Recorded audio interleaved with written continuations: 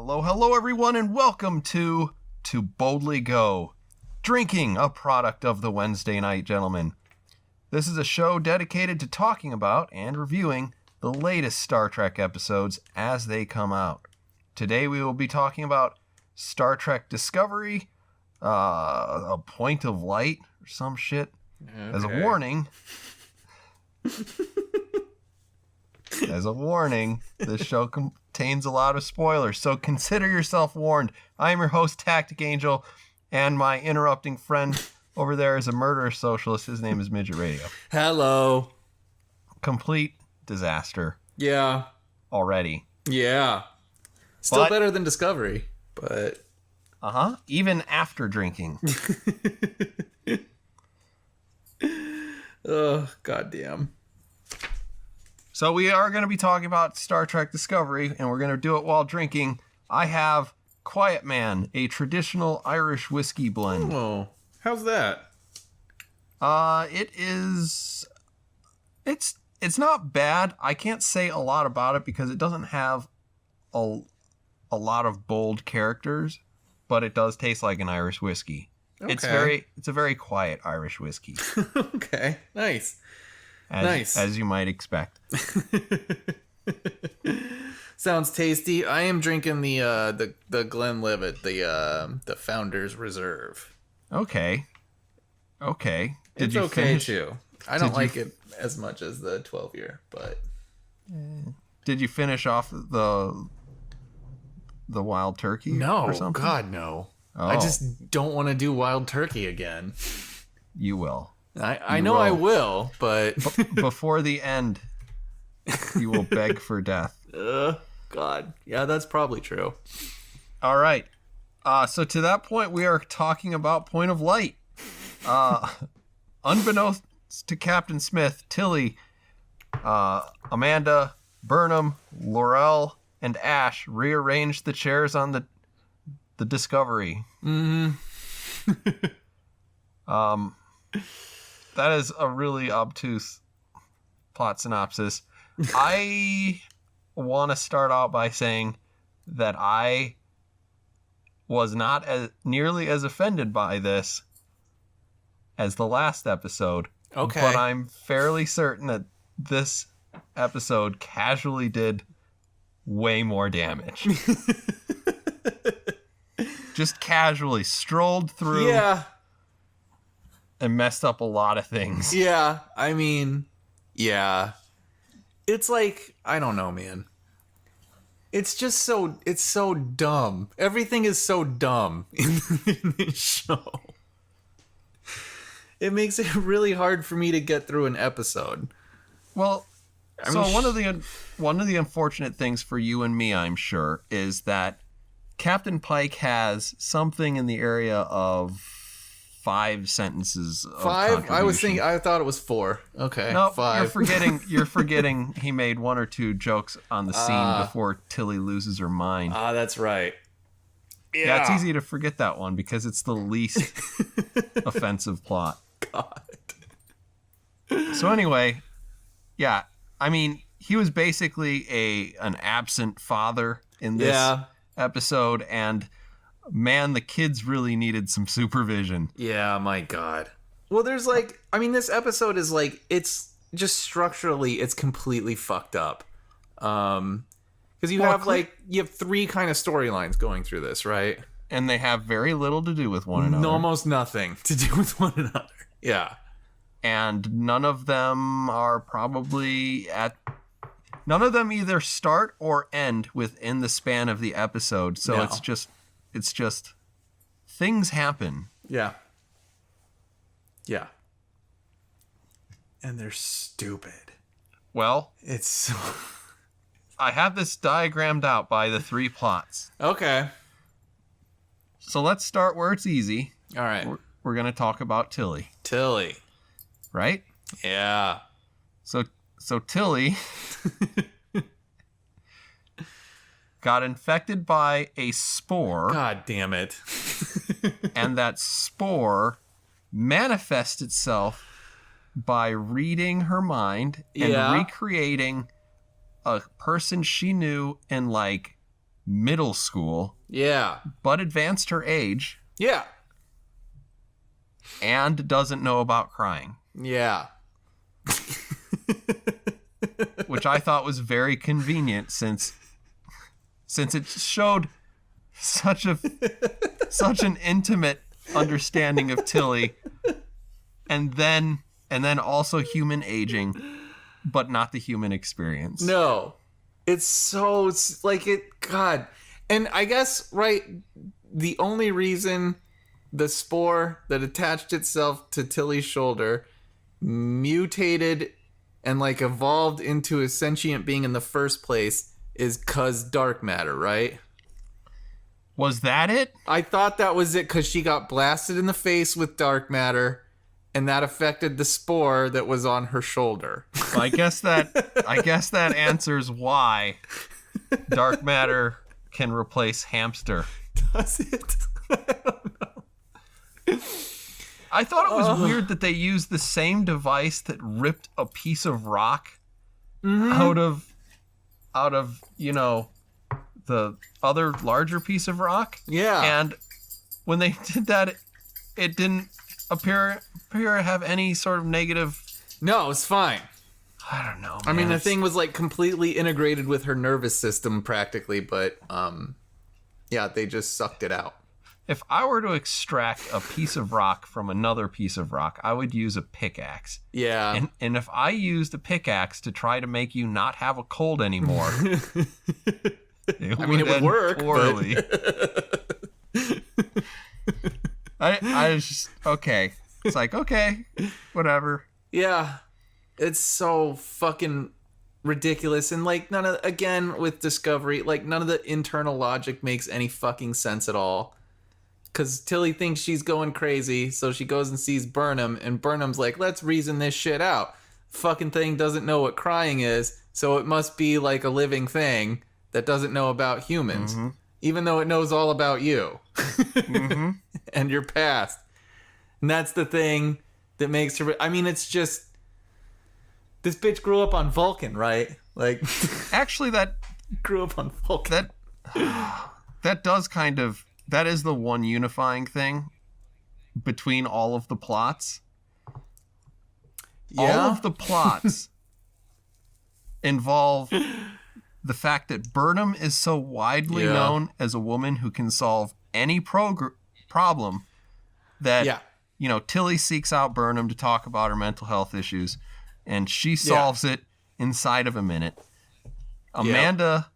after sort of lambasting her husband and maybe even her own weakness as a child bride, travels across the galaxy. I mean, come on, she's way too young. Anyway, she is travels across the galaxy because only Burnham can help her. Ash is having romantic or interpersonal or... He's having a lot of problems. He's having a lot of identity problems, and he's also trying to, help or not help the Klingon Empire. I don't know. I guess. I don't know. So he has to call Burnham to say, well, how do you like my man bun and my soy beard? They look good, don't they? Yeah, I like them. Yeah. Okay, I'm not going to shave then. Yeah. And honestly, the only thing that you could say about this where it's like Burnham doesn't solve the problem is Burnham is upset with herself for not immediately solving the Red Angel problem. Yeah, that's it. She's supposed to be the only one that can do it. Spock can't figure it out, so surely if I gave it a half an hour. No, he's... Right? Right? She's the smartest ever. That's the through line for this episode. I didn't actually put that all together until you Burnham. What a great character. It's always fucking Burnham. She's always the center of everything going on in this fucking show. I also thought it was weird that Tilly has a meltdown on the bridge in front of what seems like a dozen people. Yeah. And it's remarkable the amount of indifference Starfleet officers show to this. Like, that seems normal. Yeah. Even if it was like people crack and they quit, like Yeah. You would expect a Starfleet officer to be like, hey, sorry, Tilly, it's tough. It's not for everybody. You know, being a science officer is not that bad. Yeah. You would have thought the First Order would, like, Pike would have been like, bitch, go to sickbay. I mean, that's... Because obviously something's wrong. Yeah, obviously something is wrong. Yeah. Yeah. I have the creeping suspicion that we haven't seen the end of that plot.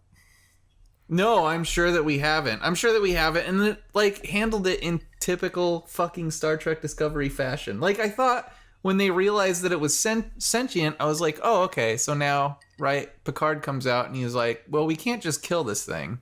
We have to try to, like, understand what it wants and what... And they're like, nah, fuck it. Mm-hmm.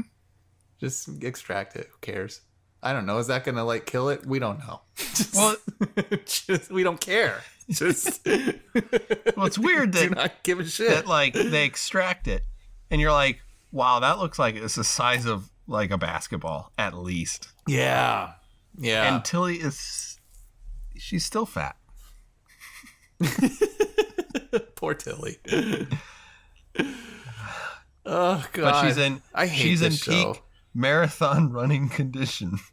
Sure. Why she not? She ran the fastest marathon of any person on Discovery. I was surprised, yeah, because she like, she like caught up to all those people stopped after a rather large head start.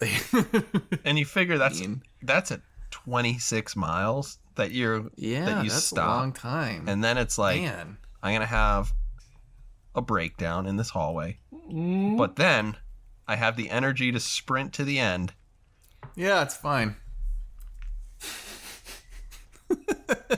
Well, it was thanks to Michael Burnham's training. I don't know if you caught that part, but Burnham had been training her, so that's why. Yeah.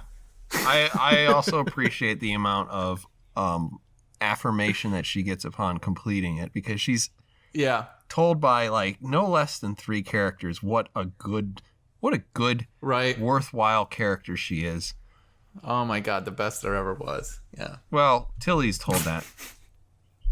Burnham is later told that. Yeah.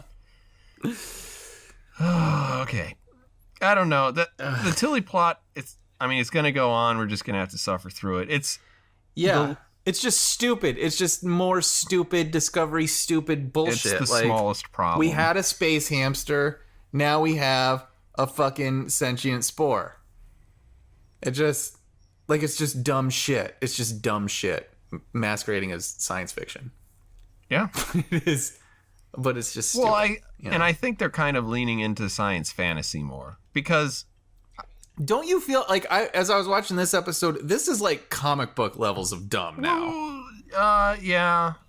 I mean, talking raccoon, tree, sentient spore, space hamster pilot. I mean, yeah. It's all just like total nonsense. I think when you look at how like Vulcans have become magical, and I actually thought more specifically that this episode was trying to be Game of Thrones. Oh yeah, almost. Because if we go into the Klingon plot, like again we see sort of the writers are clearly trying to make up for past failures, because now the Klingons look like half Uruk-hai, half Klingon monstrosities. Yes, and they live in Mordor. Yeah, we still have the High Council still meets in hell. Yeah. We see them all talking, and they show us specifically the D7 Klingon battlecruiser that we all know and love. I remember that. And it's like, audience, we are going to fix this. Mm-hmm. And I'm not confident that we saw, other than the visual model, a fixing. Yeah. No. Because they clearly need at least one more season to take off some of that prosthesis that's on everybody's faces that makes them completely unable to deliver lines. Yeah. Prepare a Yeah, I mean, it's ridiculous. Yeah. Like they're underwater. My tongue is swollen. I can't talk because my tongue is swollen.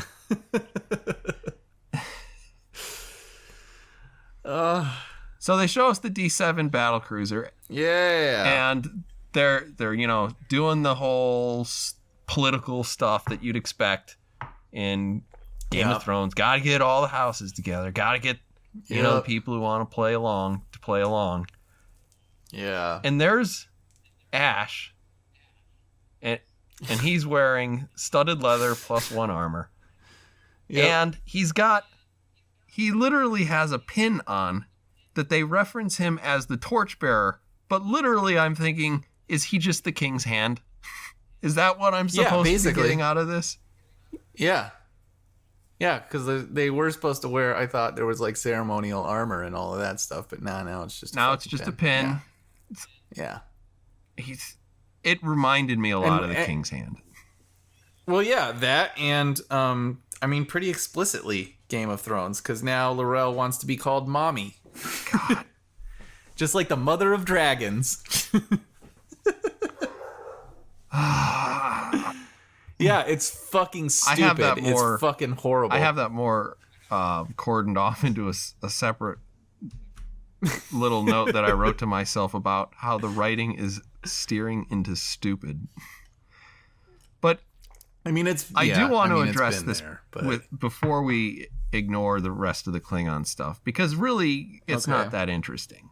But no, were you more excited to see the first decapitated human head on Star Trek?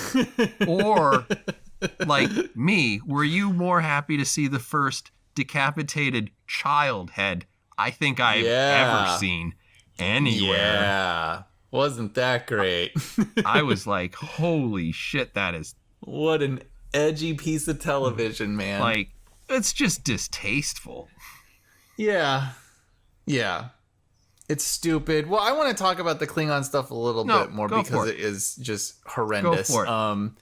So, I mean, Ash continues to be just a clusterfuck of a fucking character. You wanted to say black hole. I mean, yeah, but like he makes no sense. What's his face? Koth. Whatever the fuck. That's like Vogue. Yeah, his body. That is his body, right? Just changed into a human. Yeah, he's a Klingon in a human suit. Right. So it's a Klingon body in a human person, but also mind of human person was grafted onto mind of Vogue, right? Honestly, it makes so much more sense if you were just like, we put the mind of Vogue into the human, because... That's what would make sense, but that's not what they did. I don't think so. I think it's the other way around. I still don't understand it. Like, this is literally like Psylocke is a British lady in a fucking Japanese woman's body. Well, at least that way you can say, well, she's psychic, she just transferred her consciousness. Right. But it's comic book levels of fucking stupidity. What would be more of a 1-to-1 comparison is if Psylocke always looked like a Japanese chick and transferred herself into an English person who then turned into the Chinese person, like a Japanese person again. They're the same. And she, whatever. And she just happened to pick up an English accent along the way. Yeah. So it makes no sense. I can't so to sit through these scenes where he's having these weird like identity crises and all of this shit. It's like, I don't know what to do with this because I don't fucking you are a total abomination, not just of like genetic science, but like just of rationality. I can't put you together. Every time we're together, it's a violation. I feel the same way. Yeah. He is.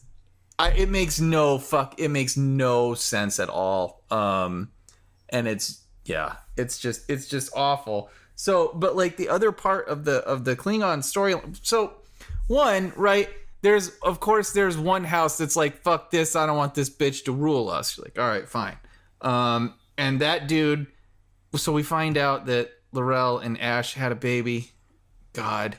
How did that happen, by the way? I don't know. I don't know. I mean, I did the quick algebra in my head, and I'm like, there's just no time. Wouldn't think so, but whatever. So old stubborn bastard steals their baby, and then he's like, "Hey, bitch, you're gonna sign over the leadership of the Klingon Empire to me. We can do that with just a single document and a thumbprint, man. Easy transaction." Because he had the espionage face paint. Yeah. That was because it was like listening. God, I hate this show. The espionage face paint. Yeah, it had a bug in it or something. All of it's a bug. All of the whole thing. And it can't wash out. It's like a T-1000 sort of bug. You can melt it, like you can paint it. It always forms back into a bug, though, I guess. I don't know. It's got to be like thousands of tiny little receptors, right? Yeah, it's like. And if any one of them remains on your skin, then you're fucked. You're good. Yeah. You can hear, the torchbearer having an intelligible conversation with Burnham, solver of world problems. All problems ever. Galaxy problems. Yes. Yeah. I mean, whether it's through mutiny or cannibalism, whatever it takes, everything's on the table. And it always works. But so he takes their baby, and then they like meet up. Were you confused by this? Is the House of Laurel, like, is it just her and Ash? Is that it? That's the only people they have? Well, I think that in the world, I think that guy that was that Ash talked to and then was later strung up. Oh yeah, then he's killed. I think he was like that. So it's like 3 people. Well, there were the 2 other Klingon bitches that were with him, so we're up to 5. 5. Because I just thought it was so like they go and meet dude who kidnapped their kid. It's just the 2 of them. He's got like 5 dudes with them. They take all of those fucking Klingons out, and then there are more. Then there are more bad guys. It's like John Wick kind of. Like there are just more coming out of the woodwork, and it's like, what the fuck? And what? Where don't you rule this empire? Like you've got to have a deeper bench than this. What utterly terrible fight choreography. Mm-hmm. It's like, do you think that if you shoot this in a rave with the flashing lights and the split-second cuts and the interposing columns, that I'm not going to figure out that what you're trying to hide is that, 1, you don't have a fight choreography and choreographer, and 2, these people can't move in the ridiculous costumes that you made for them. They cannot. Yeah, they clearly can't. Or like the makeup is too tenuously applied to their head that if they move quickly, their whole face might fall off.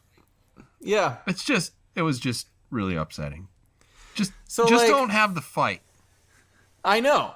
And then the whole scene is, so it's like 2 against like 7 or something. They kill everybody except for the old guy. Mm-hmm. The old guy who betrayed him in the first place. And the old guy's like, but I have magic paralysis device.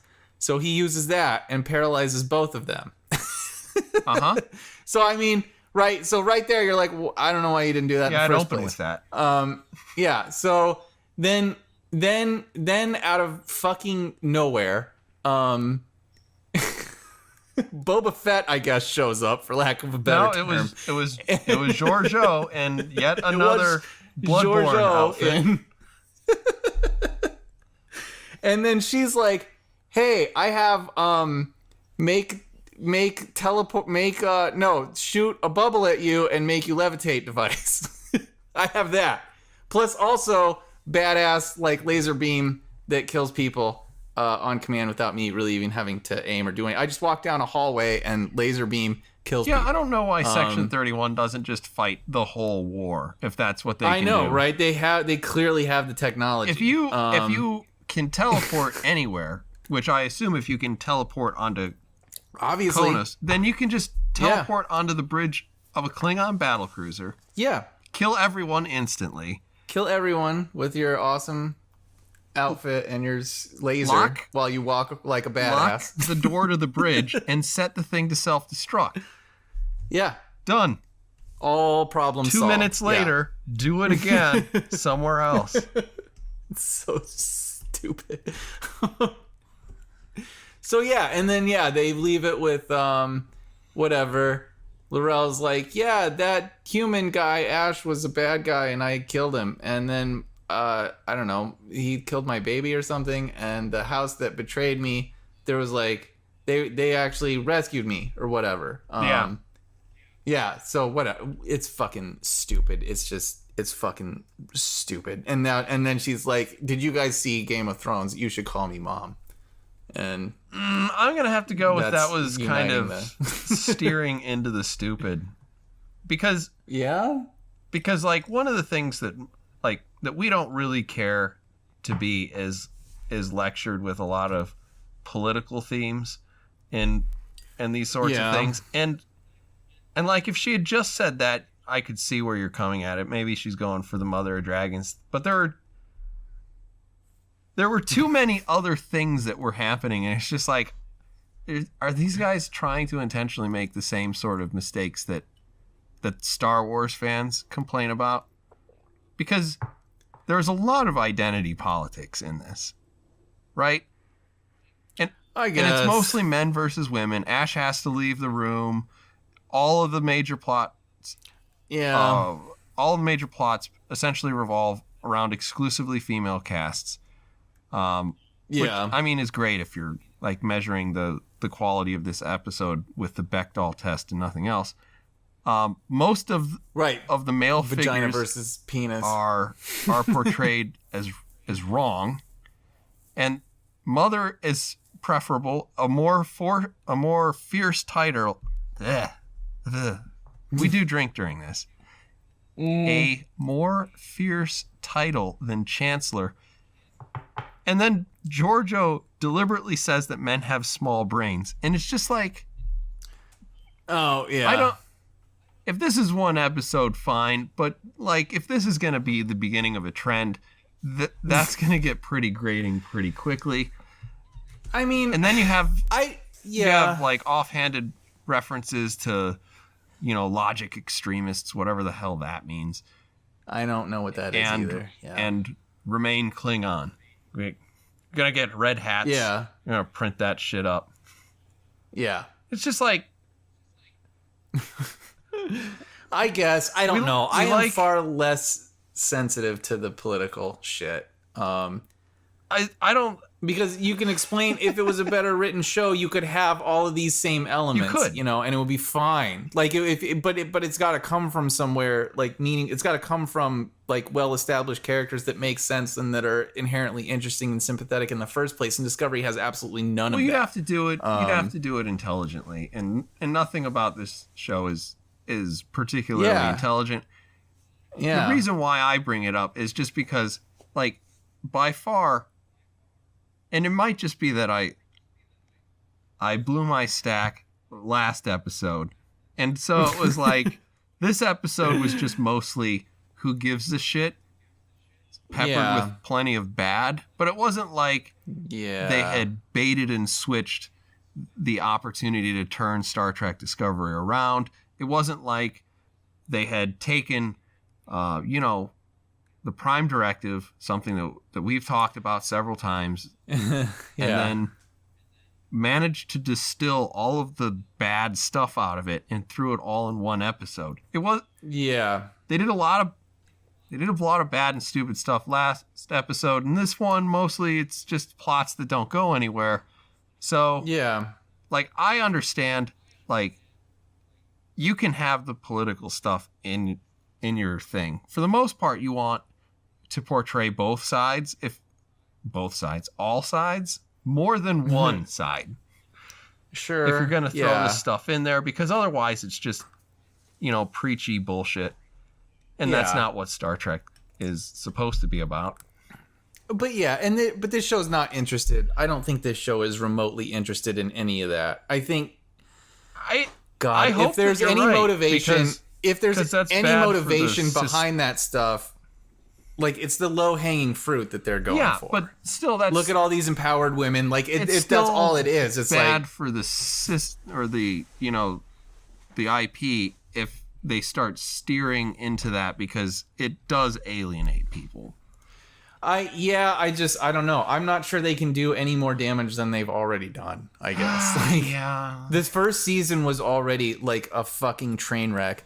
And this is headed in the exact same direction. Yeah. Honestly, the entire thing is just needs to be forgotten and ignored. I'm waiting for like the J.J. Abrams moment where we find out that this is a different timeline and they explain that to us very clearly. Like, that's what I'm hoping for. But it would almost come as a relief.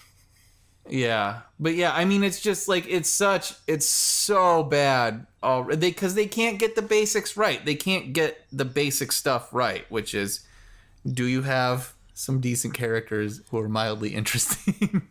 Can you fucking write an episode that has, I don't know, an A and a B plot, or like at least that you can follow from like beginning to end, that just doesn't inject like comic book soap opera bullshit at every fucking turn, which is how that's how this episode felt to me more than anything else. It was just, here's an opportunity. Oh my god, did you know that Laurel and Ash have a baby? Wow, what a dramatic development. It's that kind of like cheap bullshit that's injected throughout this episode.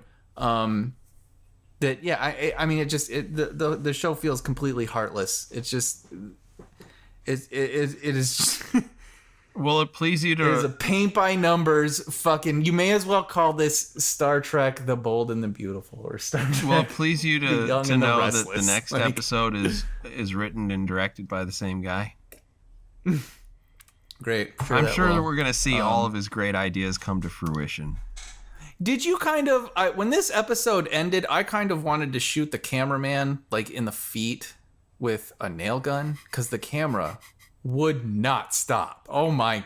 I mean, it was just move forward and then around and pan around this conversation. We just can't fucking... Like he was suffering from ADD.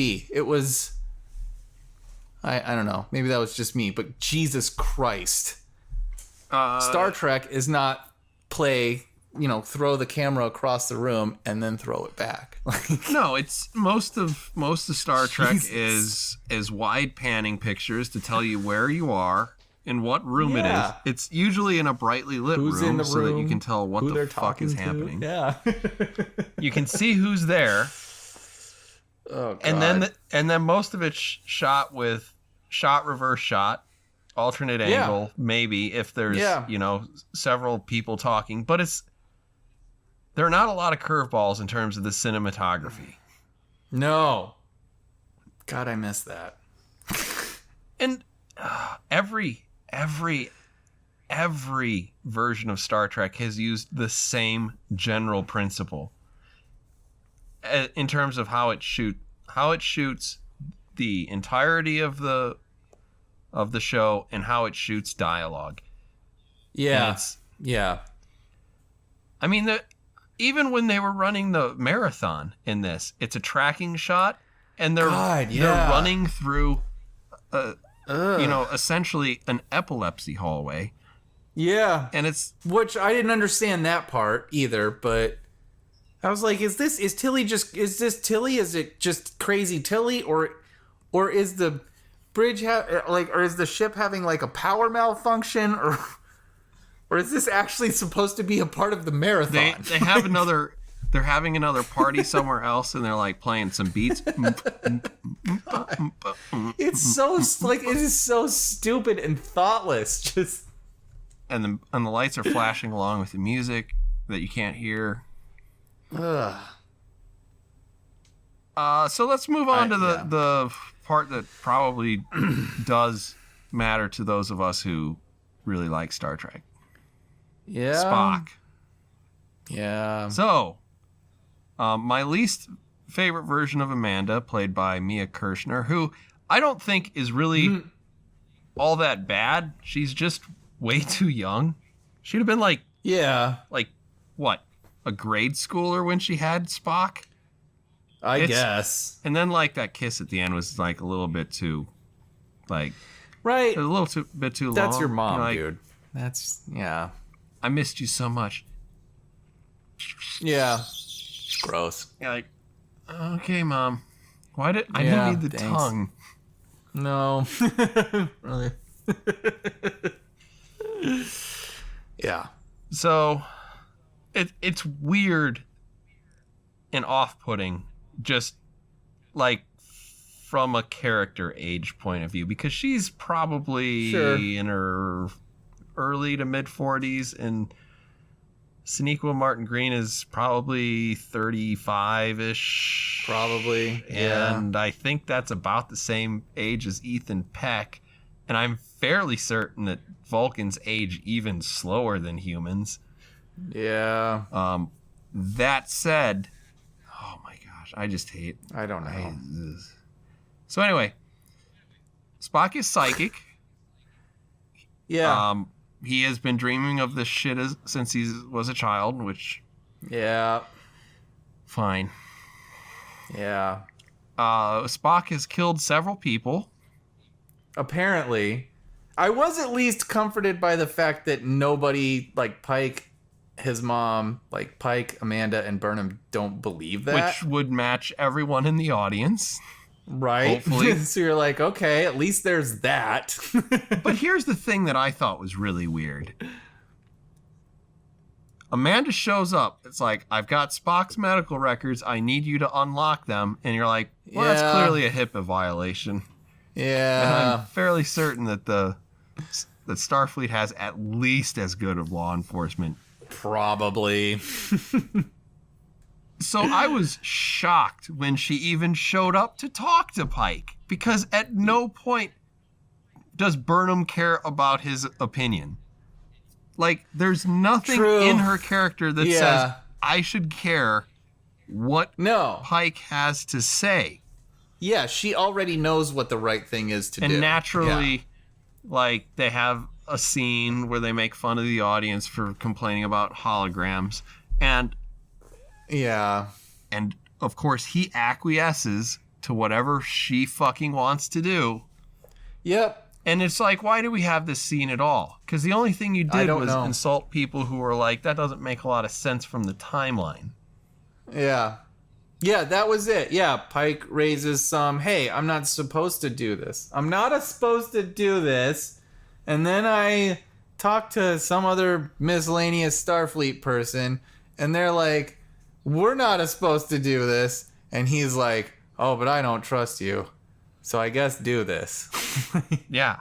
I mean, that's the whole, like, it just, that's the entire exchange. That's his entire struggle with violating whatever legislative, whatever it is, if it's HIPAA or if the Federation's Health Insurance Privacy and Portability Act. I don't know what their abbreviation is, but yeah.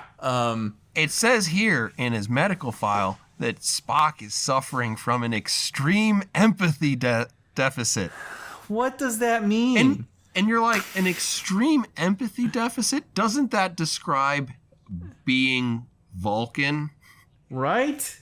Is that not Vulcan? Is that like, is it extreme as compared to what?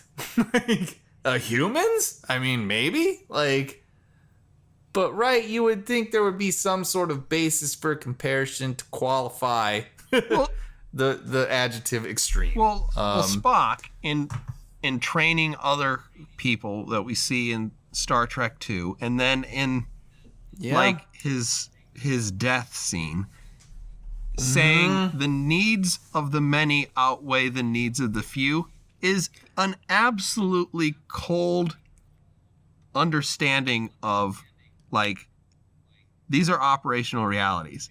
If I have to die, or if someone else has to die to save the ship, that's the right thing to do. Yeah. It is, even to himself, It's- an empathy deficit. And so to Yeah. say Spock, a Vulcan, has an empathy deficit is to say Spock has, dark hair. Spock has pointy Yeah. ears. No shit. Yeah. He's extremely logical and generally utilitarian in approach. I mean, I just hated that. I hated that. it doesn't. Yeah, I mean, it makes no sense. I don't know what to do with that information. I have no idea what they're trying to communicate with that, because it just sounds like, okay, well, that's like a Vulcan, right? That's what that's a Vulcan. I guarantee a Vulcan's not going to spend a lot of time caring about how you feel about it. I almost guarantee you that our next To Boldly Go drinking episode should have a 2-drink minimum to entry, because it's going to be like, I have a feeling that we're not going to be able to fiddle around with where's Spock forever. And I feel like we're going to get a next episode and it's going to be a fucking disaster. Maybe.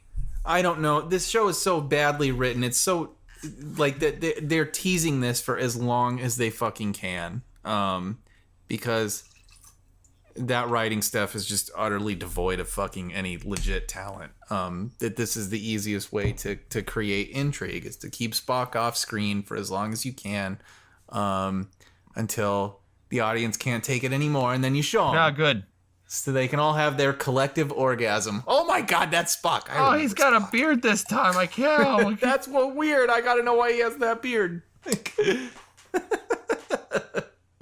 Yeah, so I mean, yeah, I get it. Yeah, Spock crap. is the shark in Jaws now. That's great. Mm-hmm. Yeah, pretty much. Pretty much. I bet the shark in it's Jaws just is like, going to be more sympathetic. I can't stand that there is like some stupid fucking unresolved dramatic tension between Michael Burnham, the source of all dramatic tension in the universe, and Spock. What a miserable explanation for what happened. Hi, Mom. Oh my god, I know. So why don't you get along with your brother? I wounded him. I knew that there were things that were going to happen if I stuck around because of logic extremists. Logic extremists who bomb shit and wanted to bomb me, apparently. So I wounded him as deeply as I possibly could, and then I ran away. Yeah. And no doubt that will be the right thing for you to have done, Burnham. Oh, no doubt. Yeah, no doubt. But it was just no doubt about it. Like, if you imagine there are people out there who care about this question, and I'm sure there are, and I'm sure that they enjoy their time off eating paste. Mm-hmm. It must help. It's probably the eating paste that helped them get to a point where they enjoy this show. But, like, if you imagine that, somebody was like, oh, they addressed it. You're like, they addressed it in... Yeah. Yeah. 1%. They addressed it 1%. Yeah. All that we know now is that Burnham intentionally hurt Spock. Yeah. Because she wanted Spock to like keep his distance because that would keep him safe. Because she's so fucking compassionate and so fucking right. So noble all the time. Oh my god. Yeah. Yeah, and Spock, what's interesting about this is that this makes Spock too stupid to understand that was her motivation. That's what we're left now to mull over. Is he's such a fucking idiot that he can't see that the reason that she drove him away was to protect his own life. Is Spock, of all people in the Star Trek universe, too dumb to see through Michael Burnham's fucking motivation? Well, that's not a fair question because Michael Burnham is the smartest person.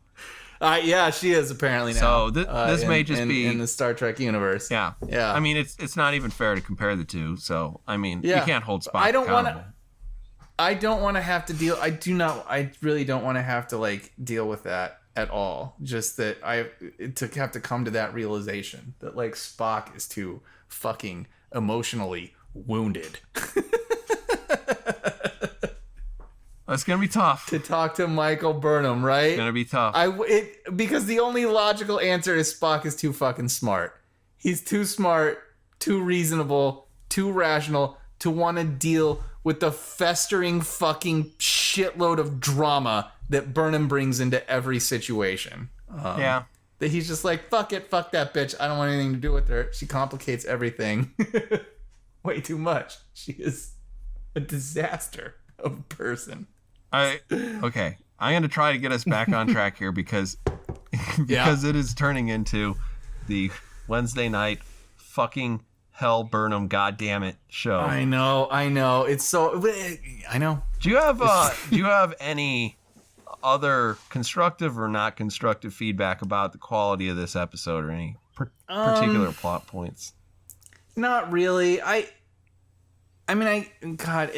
feel like there's always like I always have this like sort of desperate attempt to try to find something salvageable about around this show, and it's so hard.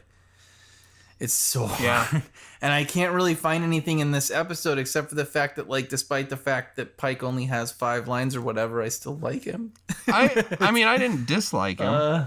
Yeah. I mean, he's there, and that's nice. And God, yeah, whatever. That's it. I mean, we just want things that the show doesn't want to give us. It's made it pretty clear, and that it doesn't want to give us. It doesn't want to give us the conference table dialogue. It doesn't want to wrestle with anything, just like at an intellectual level. Like, it doesn't want its characters to really wrestle with fucking anything, because Burnham is the source of all answers, and it takes her about 30 seconds to figure out what the right thing to do is, you know? Now, you will be happy to know that among Star Trek communities, this is now being debated as one of the worst episodes of Star Trek that has ever existed. Really? Yes. Wow, even so it's usurped Warp 10. Warp 10, Tom Paris fucks Janeway, they have some worm babies. Or, Beverly and her... Or Beverly and her fucking ghost pimp, whoever the hell that guy is. I'll tell you which one I'd rather watch again. Yeah. Yeah. At least I like the characters on that show. Yep. So anyway, we'll go ahead and call that an episode. Thank you everyone for listening. This has been the Wednesday Night Gentlemen on the latest Star Trek Discovery episode. Thank you for joining us on this brief trek. I had paused for you to laugh. Yeah. Think about hitting that like or subscribe button. Join us for more treks in the future. For now, it's time for us to boldly go. We will see you on the next one. Bye-bye.